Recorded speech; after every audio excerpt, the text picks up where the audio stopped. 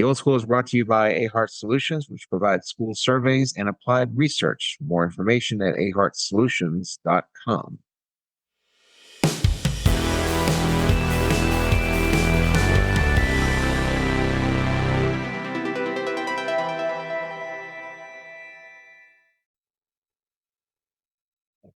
Good morning and welcome to the Old School podcast about the American education system and sundry. However, today we go back to our bailiwick. We go back to the tried and true. And with me in that endeavor is my good friend, Dr. Stephen Bourgeois. Good morning, sir. Similar. Good to see you. It's bright and early. You seem rather awake, more than I am in some strange way. I don't know what's going on with you.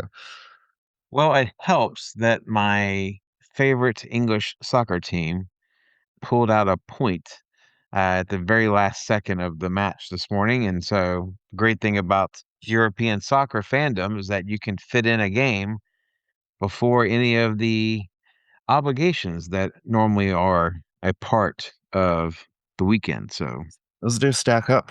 This is kind of a lost weekend. By all accounts, despite what you just said, there are no sports this weekend. It's like a Sabbath for no sports the week for the Super Bowl. And there's sports, there's there's not, hockey, there's there's soccer, there's not, basketball. Everybody else is going along about their merry way. So, those don't start technically until after the Super Bowl. Nobody watches them until then. well, that may or may not be true, but I mean, I watch hockey, I watch soccer, Yeah, and they operate quite oblivious to the National Football League. they So, are they are oblivious to many things, and there's not even an Army Navy game to put in there as well. Sometimes no Pro Bowl. did they not do it this year? It looks like Mr. Miller froze, so I'm pausing till he joins us. It usually takes about there he is. He's back. You said there's no Pro Bowl. They quit doing it. I thought they were doing like touch football or something or flag football. Today, though, right? It wouldn't. Well, it'd be tomorrow. Yeah. I will certainly protest that type of a game. They shouldn't be holding that event. Hmm. Well, I mean, I think clearly they don't think much of it either, Yeah. evidenced by the fact that it's become a flag football match. So Yeah, they should. clearly no one is taking this seriously. So it does beg the question, why are we even being subjected to it? Yeah, that applies to many, many things in this world here, Miller. But the Pro Bowl is a perfect example of a plentiful waste of time. I think the only reason it lasted as long as it did was some sort of agreement the NFL had with the state of Hawaii and the use of the Aloha Bowl. And so Ah, so they got to have a vacation in Hawaii paid for by the NFL. and once the NFL stopped it, then I think the plan is to tear down the Aloha Bowl. So Wow. if it has not already been done. You know how to speak Hawaiian, don't you, Miller? Um, Maleke Haka, isn't that Merry Christmas? Uh, Something like oh, that. you could have insulted my upbringing or all kinds of things.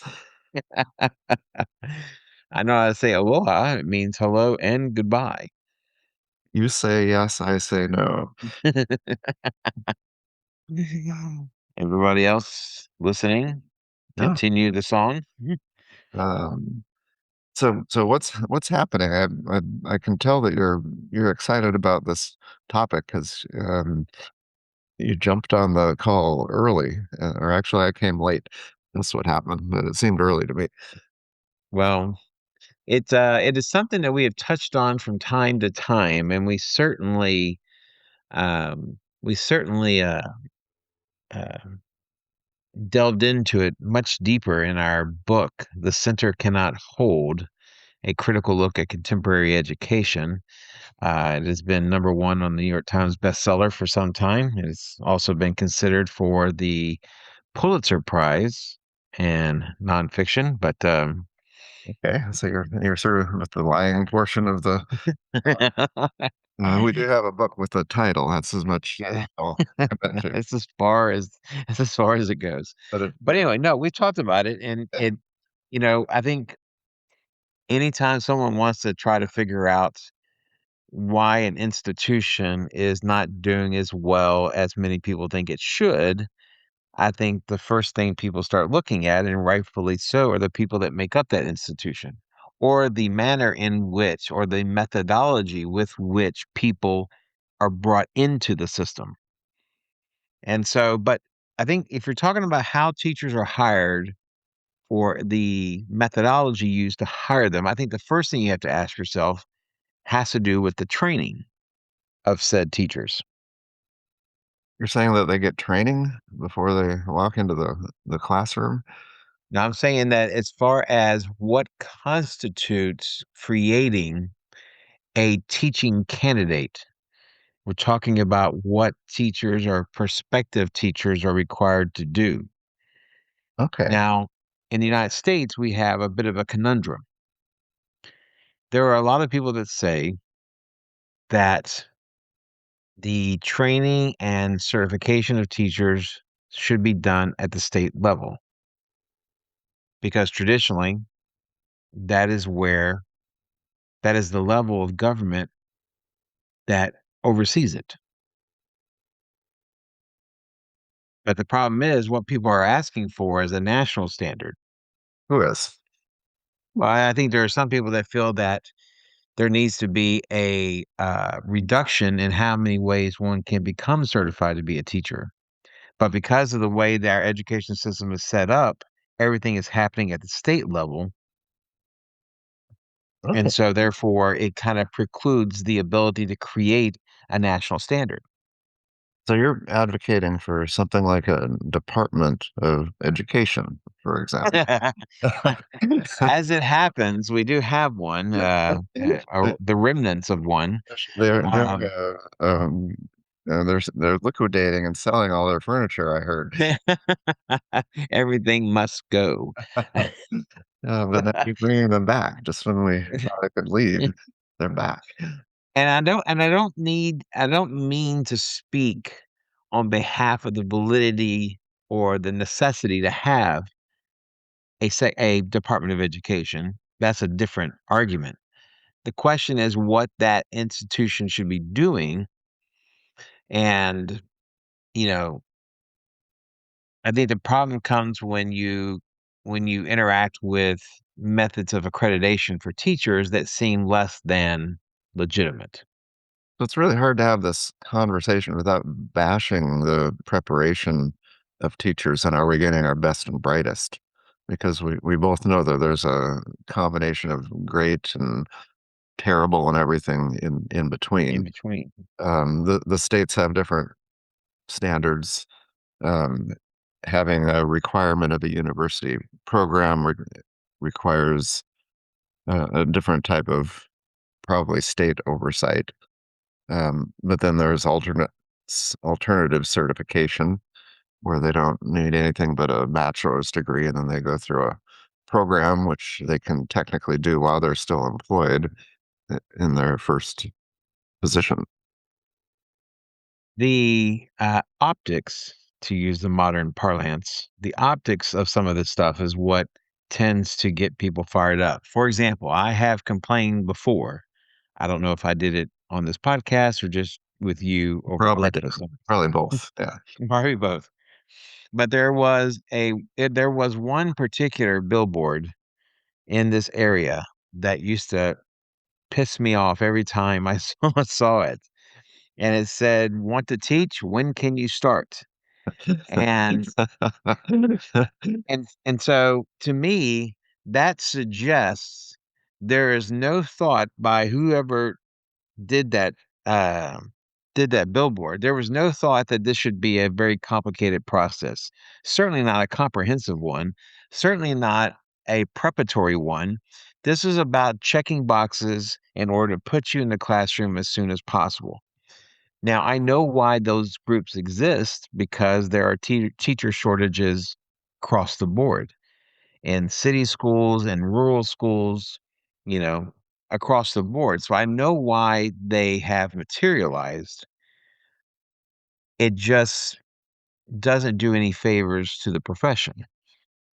so there are a lot of long-term subs that are holding on to positions long term that should be that should have been posted and filled, but they can't because they don't have a pool of qualified candidates. I mean, that poster could have showed a medical assistant checking a pulse as and say, okay, you're good to go, pulse and background check. But we're not here to bury teachers at all. We, Yeah. we but it's a competitive marketplace, and right now as far as supply and demand, having this exodus of teachers, suddenly your pool is smaller, and particularly of certified candidates. It used to be a time when a principal posted a position, they would look at the resume before we had all this AI stuff, and they would look at it and it would say certified, and they'd put it on the one to the right. Not certified, they wouldn't even put it to the left, they would throw it in the trash. Yeah, and that's no longer, they don't have the luxury anymore. The it is a bit of a leviathan in trying to solve the problems with relation to teachers and teachers in particular, the system in general, because it starts to become a bit like whack-a-mole that for everything that you seem to get under control, 5 other things pop up that can sabotage it. And so Mr. Miller once again is pausing, and I blame his faulty, shoddy internet. So harder, I'm it's paying a for a harder. sec. I'm sorry, I had to vamp because you paused for a moment there again. Go ahead. No, but I'm saying it on a political spectrum, people have said that we don't need a better we don't need better politicians, we need a better electorate. But that's a harder problem to solve. And I find that's a little bit the case with regards to better teachers. So imagine a teacher who decides they want to apply for a position. Maybe it's in the middle of a term, even where there's some urgency to get some people, and some maybe very qualified, experienced teachers, because we're talking about training and new teachers, but there's a lot of you know people with experience who decide they want to teach. Mm. Um, the first thing they do is it's getting easier and easier to find posted position. There are lots of sites. You don't necessarily have to go to the district website. They have regional clearinghouses where you can find all these positions. They make it very easy. You click, and then it says start application. So they really are. They understand that they're under the gun. The clock is ticking. The candidate will click on that, and immediately they're in an application form. They don't have to fill it out by hand, and it's all done digitally, but it's still quite a process out of the gate. I mean, you've been in that position. I have too. I mean, forget what comes after the initial application. There's not a standardized form. It's not like you're on LinkedIn and you can apply for 50,000 positions with one click. Everybody has their own thing. You have to fill out boxes. They tend to be antiquated and slow. So if you have to put in your 5 different universities that you've attended, you have to do some typing. If you look at your history, you have to do some typing. And so they make it really hard to the point where even that initial, that's not even a screener yet. Well, I guess it is. It's the pre-screener. And that becomes a pain right away. But is there any industry that does do that? Yeah, I mean, real world, what is it? Huh? the real world of business. You just send your resume, or you apply with a click on LinkedIn, and then they have a process where internally that you're already screened with some external screener before you even get to that point. They want to check your credentials and so forth. So I'm saying that they get right into the granular details about your history way too soon. Okay. It's a sales function. I mean, if I were doing that and trying to sell somebody surveys, but made them fill out this 60-minute form, just to get me to talk to them. You Mm. want that first part to be easy and then move forward and eventually bust their chops over all these little fields they have to fill out. But they're not making it very easy. So you're saying that they're front loading all the information they could possibly ever need Yeah. before they need it. It's And it's it's too soon. They want to make sure that you really are qualified for the position, and that doesn't take your address and where you did your student teaching, which is a right. stupid question for anybody who's taught at all. Who was your supervisor? What's their phone number? I mean, I'm sure my supervisor has been dead and gone, God bless him, for many years. And maybe the school is burned down or shut down or who knows, but they act like these are real people that are walking around right now. Those of us who are older, I mean, we're talking about historical documentation. It goes into your field, document analysis. And you have to put that in the first interaction with the district is you going back into your college transcripts to calculate your cumulative GPA for each of your degrees. I mean, come on. Yeah. I would skip that entirely. So Yeah, but you can't. I mean, that's the thing. They give you too much too soon. So I'm talking to HR directors. You need a preliminary step. You need to have a drink or a cup of coffee first before you start grilling us about that. And don't ever ask about your student teacher supervisor. That's crazy. well, there's another thing that's happening of late that has muddied the waters even more. Our solution was let's only ask what we need to ask when we need to ask it. Now they have doubled down on the extra information before anything with a survey. I Most love of my surveys. jobs are, say again. I love surveys.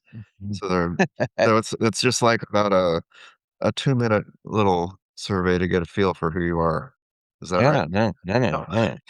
No, we're not talking about the many fine and highly efficient and highly revelatory surveys that AHEART Solutions Yeah. offers school districts and schools throughout the country, Yes. but rather we're talking about hour and a half long, almost 100 question long. I don't know how else to describe it except as an examination that often deals with questions, at least in part, having nothing to do with the thing that you're applying for. So they're And asking so, you give I mean, I can remember doing an audio question about this, but not that early. I mean, right before I was about to be hired, I had to speak into you know, but they want you to do it. Is it timed? it is timed, and, part of the questions I've seen surveys, I've seen things that are done, like, in 3 parts Yeah. that include, like, real world situations if you're in a classroom, more educational, philosophical, and then I've also seen an area of questions that just boggles the mind why it would even be a part of it, questions that were more often seen like on a GRE or SAT question. You have 7 students that need to work towards a particular goal. A can't work with B, C can only work on Wednesdays, that sort of thing. And so these questions, and it's touted as this AI driven cutting edge way of evaluating candidates, but it just all it does is it muddies the picture. So people would maybe muddy it and take themselves out of the application process rather than waste 90 minutes on something that isn't as relevant. I mean, At I least in part is not relevant. yeah, I mean, I've gotten out of many uh, applications just because of that type of thing. But you're talking about a multiple choice type where you're having to pick from answers, and it's different. If you're speaking or even typing long answers, it can give you kind of a dilemma. Like I remember one I was asked, this was a long time ago. What's more important to you, that students are happy or that they're learning? And so it's still a bullshit question, you know. You know, you're going to answer it on one side, and then you're going to be looked at as a, you know, real jerk on one Well, yeah, side. it's a If you damned if you do, damned if you don't. exactly. So how do you do it? And then they have some, uh, you know, some statistics behind the scene to determine how you score on that. I mean, the good thing is that it's not just one question, but I mean, if you have 90 of those scenarios to do, but they're going to test your patience. And maybe it's, you know, like you don't really want to teach, do you? Let's, you know, start that from the beginning, like a rabbi. Um, but, but that's, you know, we have a tool at Ahart Solutions that does very quick and easy video interviews for that screening process. Takes Mm, about 5 minutes, and they get mm. to look at you. I know some people don't think it's right to show themselves, but eventually you're going to have to come out of the shadows. Might as well do it at the beginning. Um, but it's very simple. But as a way to screen and decide, I want to talk to this person. But suddenly you're only talking to people who are patient enough and hungry enough to do that 90-minute torture, um, Mhm. and probably go through all this. If you're halfway self-aware, you're gonna go through that and then probably be thinking back, "Boy, I really missed that scenario. What are they looking for?"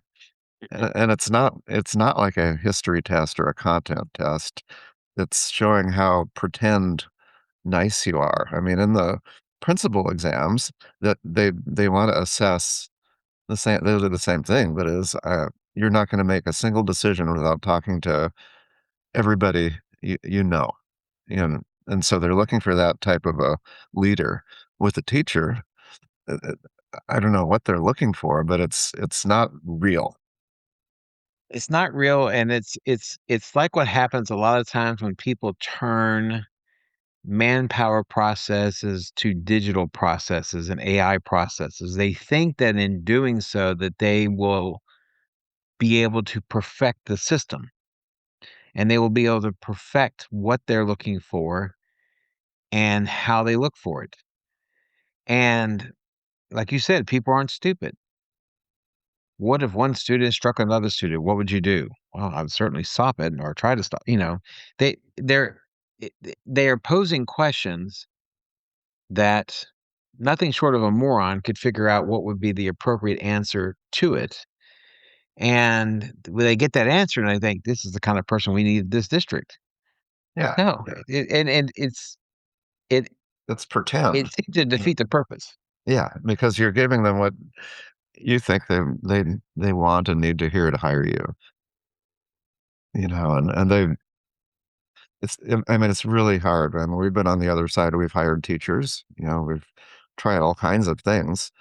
You know, you're stuck with a protocol of questions when you do get to the interview. And Mhm. I recommend that people use the Ahart Solutions tool before that interview where they get to do a little screening and then they invite them in. Right. And you have some people talking to them. I always prefer it when you're just having one person, you know, Mhm. talk to the principal. That's how it should be. But if you have like this circle of people, everybody has their little question that they're going to read, and they have to read the same one to everyone, or you'll get sued. Mhm. It becomes so scripted and so pretend. So you don't know who that is. So you have about a 50-50, and that's been about my track record hiring teachers. This one is a win because they're either a win or a loss. You know, they're either Right. gonna be somebody you would love to rehire or not, and you're stuck with them kind of. So it's awkward. The other step that a lot of schools do is this pretend teaching unit where you either teach faculty members or they bring in real students Right. and watch you do a 30-minute lesson, which is worse than a dog. Is it called a dog and pony show or a horse and pony? Yeah. It's a Dog show. and pony. Yeah. And then you know, to me, that's stressful for everyone, particularly for the candidate. And quite frankly, I don't know if I would do it. I would, you know, with the experience I have, and I'm going to do a pretend lesson for these people, I would probably bow out at that point. I don't Yeah. mind doing a video of me talking. I'm good at talking. You know, I can handle that and I'll win that that little argument. But trying to teach in a I mean, the whole art of teaching is being authentic and talking to, you get to know your students. You don't just do a pretend. I mean, that's an acting exercise. It's like doing an improv. And then they're filming you probably, and they're watching you. What a horrible thing to put somebody you're trying to convince to work for you to do. Well, I think what handicaps many interviewers Uh-huh.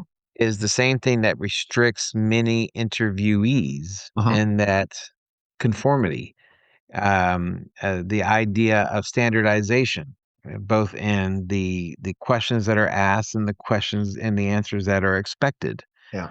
And so the whole entire process hamstrings everybody involved. And we wonder sometimes how some people find their way into a classroom.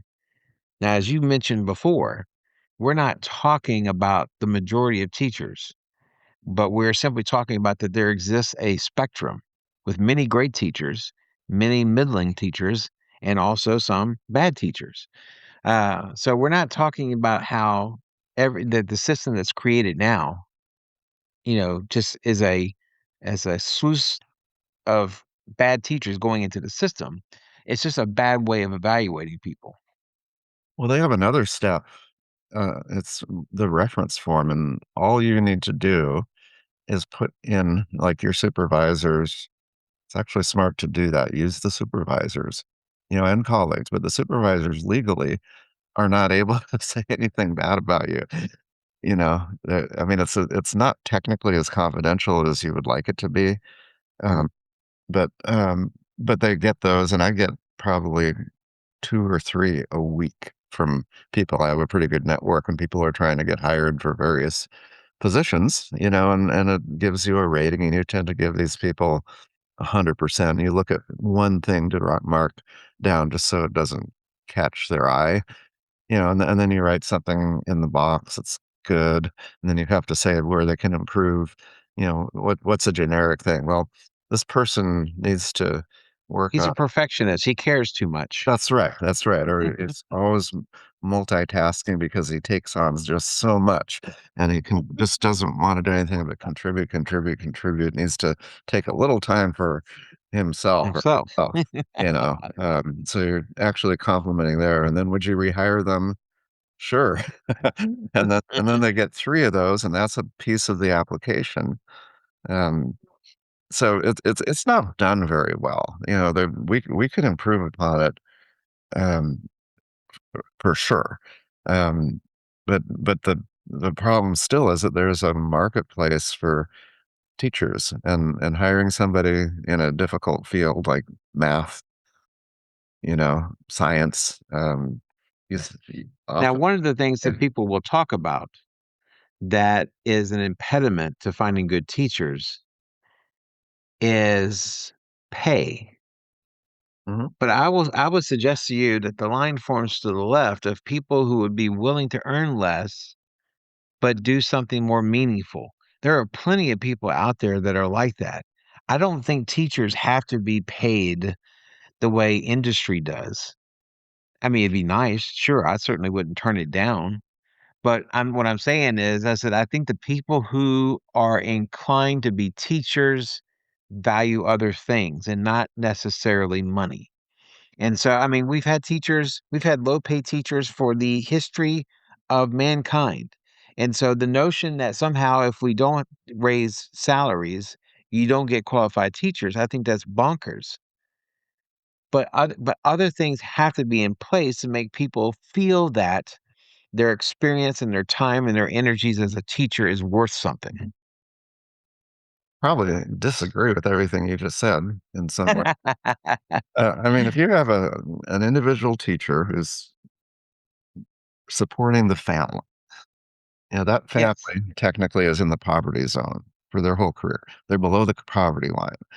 And if somebody retires as a teacher, in Texas, for example, you keep working after that retirement comes in. You can't support anything with that. You start a business, you know, you plan to keep doing this till you're 75 or 80 because that's not going to cut it. And other fields, other places in the world, when you retire, you're getting a much higher percentage of what you would earn. For people out there who don't know, teachers in Texas get um, 55% of their best, the average of their best 5 years. So if those 5 years come out to $70,000, you're going to get 55% of that, and you're going to pay income taxes on that, and probably you're going to get insurance taken out of that as well until you become 65 on Social Security. So you could have like $1,200 taking off the top of that. So what I'm getting at is that yes, they know going in before they apply what they're going to make. You shouldn't be surprised, but to get the best and brightest, something has to happen. Yeah, but it does but I'm telling you, it's not about money. If you're sitting there saying that, "I hope I get a job as a teacher so I can provide for my family of 5," well, then I would suggest that there's some rethinking that you might want to consider. But Well, the vast majority of people have both parents working. Hopefully, there's 2 parents involved, but they have both parents working. This is not an isolated kind of decision being made whether you go in to set the teacher's salary or you don't. What I'm saying is that the pay will bring in more people, but not necessarily better people. And what I'm telling you is that if the conditions that exist within the school are the way they should be, then the pay is not the issue. It's a whole reason why we have an entire class of people in this society, who, by the way, might be out of a job temporarily here in the next couple weeks, that decide to work for the government instead of working for the public sector or the private sector rather. And so for me, it's just like the question of money is like a red herring. It doesn't, in the end, you addressing that issue does not necessarily solve your problem, no, it doesn't. But the beauty of working for the government is that those salaries go up over time. as do teachers. Well, they do go up. They don't go down, but they don't go up nearly as much. Uh, I mean, not even close. And the Okay, but, we're just talking about degrees then. Again, I'm not saying that well, teachers no, should be well, paid more. no, I was about to talk about degrees. I mean, you need to have a undergraduate degree, a certification, maybe a master's degree. So you could Yeah. have like 9 years of education and get these incremental raises over time and very so it's a tough it's just you know people out there in politics say they value education, but they're not putting the money where it should be. I mean, to me, there's no better investment, and it shouldn't be some silly incentive program, where you're rewarding 10% or 15% of your teachers, like because of the students' test scores. I could go on about that. That's not sustainable, and it's not addressing the problem. I mean, it's a shiny object, but there's better ways to do that. You need to increase the pay for everybody and find a way to make it work, if or you get what we have, and that's what we have now. What I'm saying is, though, is that there are things that schools can do to improve the process through which they hire teachers. Well, The one thing they don't have a lot of control over is money. no, they And definitely don't. They have yeah, no control. and most teachers are interviewing for a position already knowing what they're going to get paid because that stuff is public information, and that is not what keeps people out of applying for a job. So you have a potentially dodgy certification program. You have a incredibly inefficient screening process and an inauthentic screening Right. process. And then once a person is brought into the school, there's not, in many cases, I mean, some schools have it down, they have it down on lock, but there are in many cases where a new teacher has an insufficient support system to help them become successful. here's your grade book or your textbooks. Go get them. Yes. Good luck to you. Yeah. Um, I mean, they'll do a little background check, and then technically you're left on your own on Monday. With students. And the thing is that there is a line that you walk as the teacher who could potentially be a mentor. You always want to be available for questions. You always want to be available to kind of brainstorm with the person how best to deal with maybe an individual student or a unique situation. But the new teacher also has to play a role in being prepared. That's why a lot of times, when I was a department chair and we get a new teacher, sometimes I would hear, well, just have so and so give him all of his stuff. I said, what does that do? It just buries somebody in paperwork. Yeah. The thing is that they also have to be a part of the creation of the content that they use, in the classroom. And so for mentors, one, we don't have a lot of mentors. Those who do, they infrequently meet with. And then what some people decide to do in lieu of having a mentor is they just data dump a whole bunch of stuff on them that say, hey, here's some stuff you can use in a classroom. No context, no guidance, no idea what constitutes a good bit of information or a bad piece of information. So let's maybe back up a step and focus on the point before they get hired. I mean, once they're Okay. hired, I'm talking not just new teachers, but experienced teachers at new schools. There's a lot of moving around and a lot of things that could happen to keep them in the profession. But on the front end, maybe we could construct something that would work better than the process. I mean, right now, it's pretty easy, I think, to find out where the jobs are. And the people post them now. You don't have to look on a bulletin board or something. So that part is fine. And you can so if they need a person, Accessibility yeah, is yeah, worse. yeah. But I mean, you have a whole HR department that is essentially doing a lot of the work that we're complaining about. We're complaining about HR because then they bring in what they consider the 3 or 4 best qualified candidates. The principal and maybe a team interviews them and makes a selection. And that's their so it doesn't really unless it's a small district where the principal's doing everything. But in most cases, if there is an HR department, they're going to give them some candidates, knowing that they may not, that it's a short list to begin with. And then they need to be qualified and all of that. So they don't want to waste time with that interview in person with the principal. They need to be viable candidates, um, who may or may not accept the position. Even one thing we know they're not going to do is negotiate salary. So Right.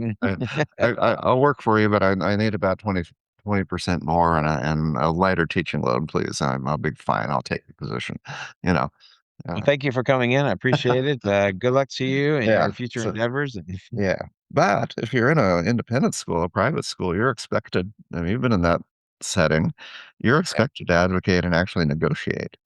And that's probably jolting for people to realize, but there's a big variance in salaries at private schools, depending on your stature and how well you can negotiate. yeah, although I will say that private schools on the whole are not what most people think of when they think of private schools. I mean, we're not talking about like Eton or in England or something like that, or just think about the finest private schools in the country. Right. Most private schools are small, underfunded, free to attend.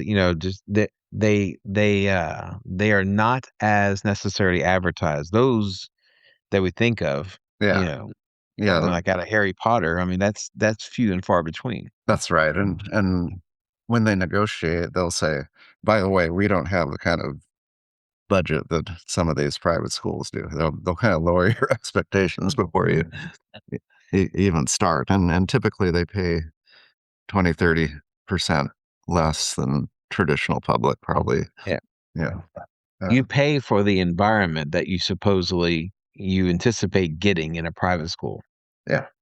And so therefore you figure that you can afford to pay them less money because they're getting a sweeter classroom environment. Yeah.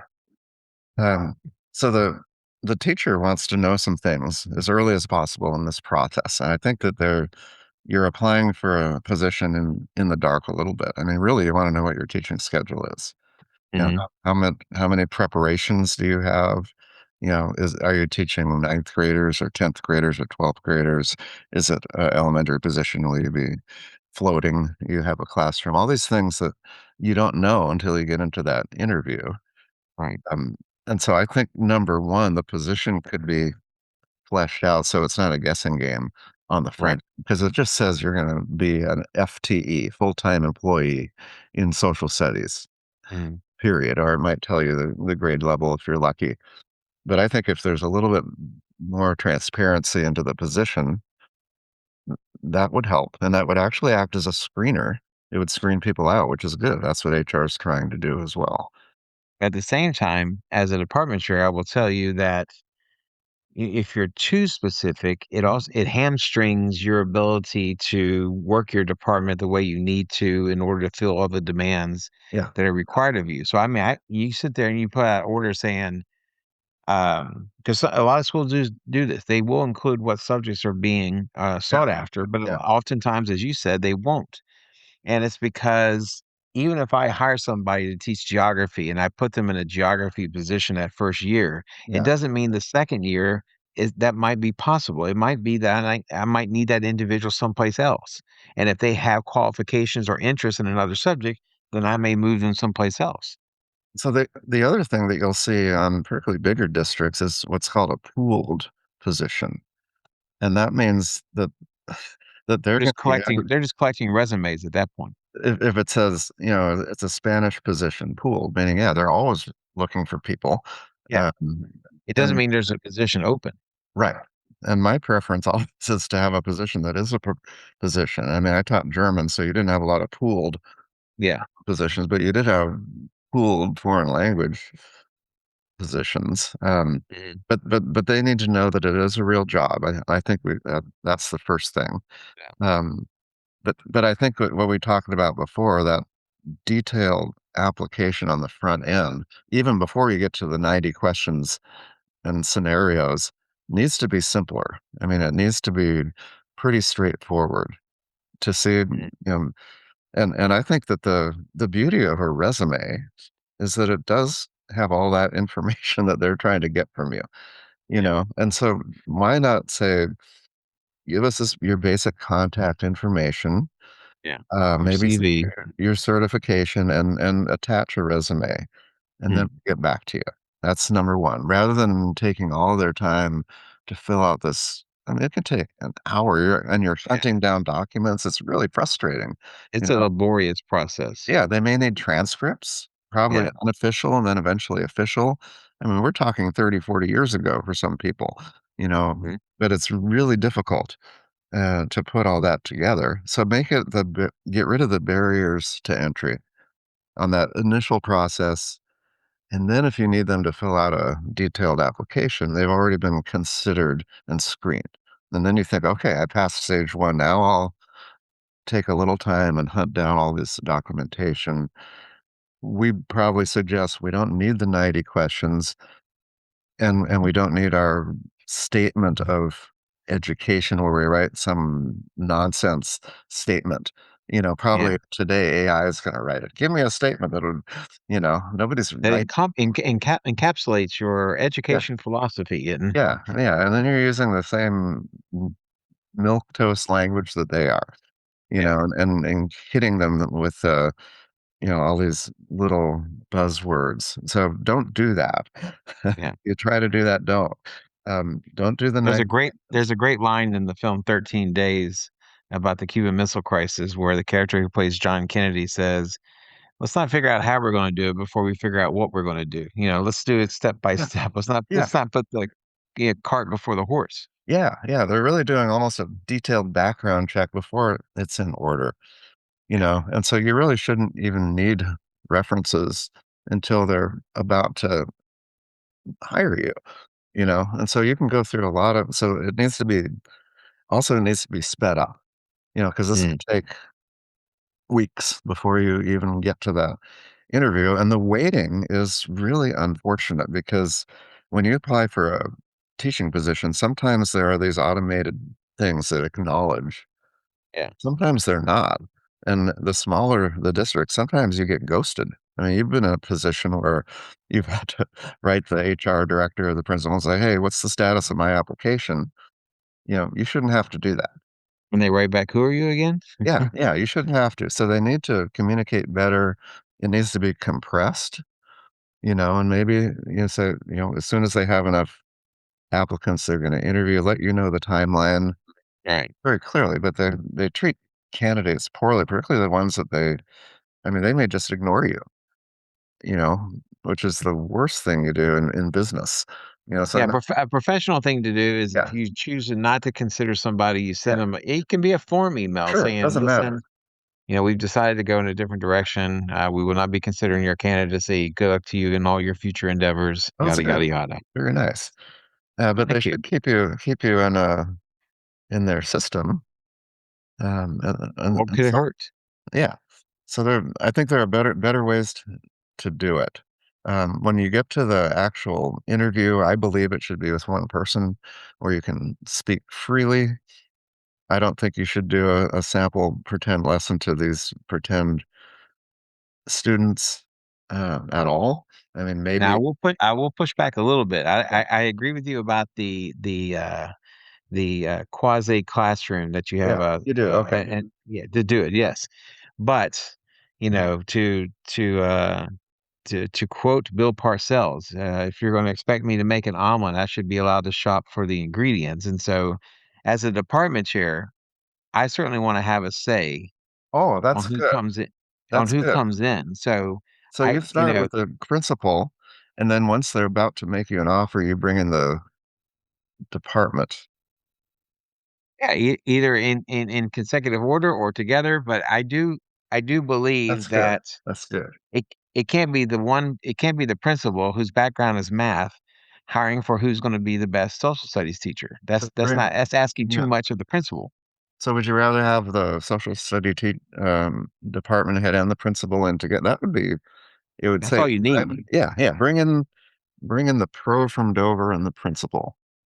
But Then Bob's your sometimes uncle, they bring in like a community member, a right? Right. student. I'm here to. I'd like to thank the students. You know, we can't do it. Uh, I think if you're asking students to be a part of the interview process, you're pandering. One, two, you're not really considering the students. There's no way someone turns down a qualified applicant because the guest student in the interview process didn't like him and had a bad vibe to him. And so, I've had, to me, that's ridiculous. yeah. I mean, but I know really good administrators who have done that with the Mm, students and just stand by it. You know, I to me, I want it to be as simple for the applicant and as quick because you're in a sales process. I mean, what you look at in a sales process is when do they drop out? You know, right. it could be during that first long application. They say nope. It could be during a video interview or something that's really awkward. It could be during the interview with the where you don't really like the department head, you know, kind of a jerk, but you like Yeah. the principal. And I don't know if I can work with this person. Um, and all these moments where you're really just asking them to say, I'm out. And Right. you can study that. You know, when do they, you know, because not I mean, you're selling them. It's not a one-way sale here, you know?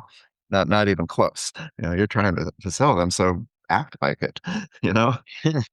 Um, Well, it's one of those things. It's a it's a complicated problem in that it requires a multifaceted solution, not necessarily complicated solutions, but just solutions that cover more than just one area. You cannot just attack one aspect of what we talked about today, and you're going to have 100% better applicants coming into the system. but it requires a lot of rethought on a bunch of different levels in order to create a system where you get the best candidate. And so um, today's episode, and by the way, if you're still listening, thank you so much. Today's episode is merely to kind of point out how many problems there exist in hiring a teacher and ergo keeping potentially good applicants out of the classroom. Sometime we should do an episode on university professors. That's a whole different thing. They give lectures and they have to have dinner with a bunch of people, and they basically spend a whole day there, and it's I have stories. yeah, it's very very stressful. Um, but yeah, I thought it was a timely and a good idea on your part to discuss it, and I don't think we bashed teachers as much as a process that And bogs. we're not exactly bashing the district or the HR people. They're Yes. all they're all prisoners to a system Right. that non-teachers created, i.e., lawyers. Yes, you And got it. so Yeah, I'm glad you brought that up because that's it's a playing a lot of system it. that it's a system that handcuffs everybody.